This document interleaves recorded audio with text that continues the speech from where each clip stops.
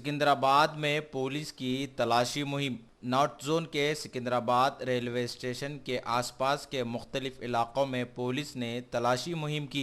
इस तलाशी मुहिम की रास्त निगरानी पुलिस के आला ओहदेदारों ने की। बगैर दस्तावेजात के मोटरसाइकिलों को पुलिस ने जब्त कर लिया। मुश्तबा अफराद को पुलिस ने हिरासत में ले लिया।